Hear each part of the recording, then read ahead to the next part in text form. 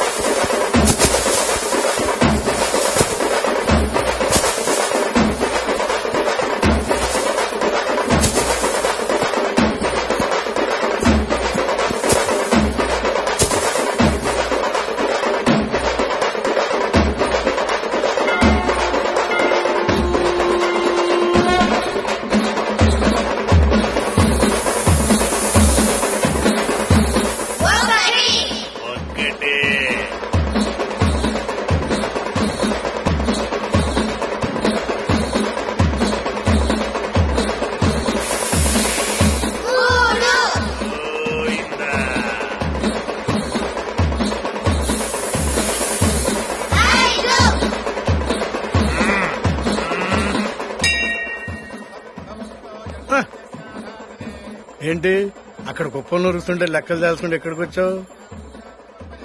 నువ్వు గెలవాలనా కుర్రాడు గెలవాలనా? అయ్యా సంతోష్ పేరు మీద అర్చన పూర్తయింది.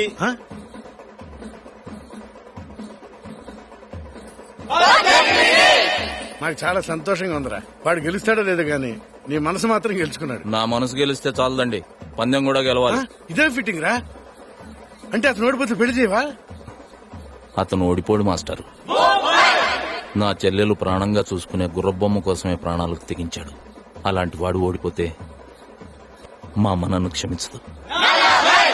అందుకే తెల్లారగట్ల కుప్పల దగ్గరికి వెళ్ళి చూశా. అనుమానం వచ్చింది. అతను ఎలాగైనా గెలవాలని నా కుప్పలోంచి కొన్ని పనులు తీసి అతని కుప్పలో కలిపేశా. రే, నువ్వు చదువుకొని పట్టభద్రుడురా. వెళ్ళి అతను గెలవాలని కొబ్బరికాయ కొట్టు.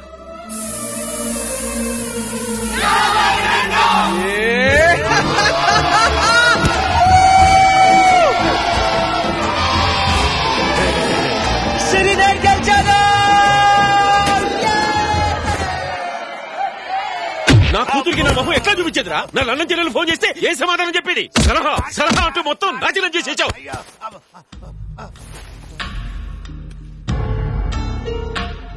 ఈసారి సలహా నేను చెబుతాను. పోలీస్ కేసు అవ్వకుండా మీరు చూసుకో.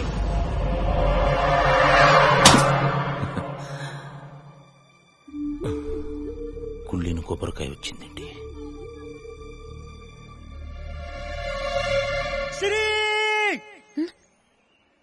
నేను గెలిచాను. సిరి, నేను గెలిచాను. ఒక్క బస్తా కాదు 2 బస్తాలు ఎక్కువ పండించాను.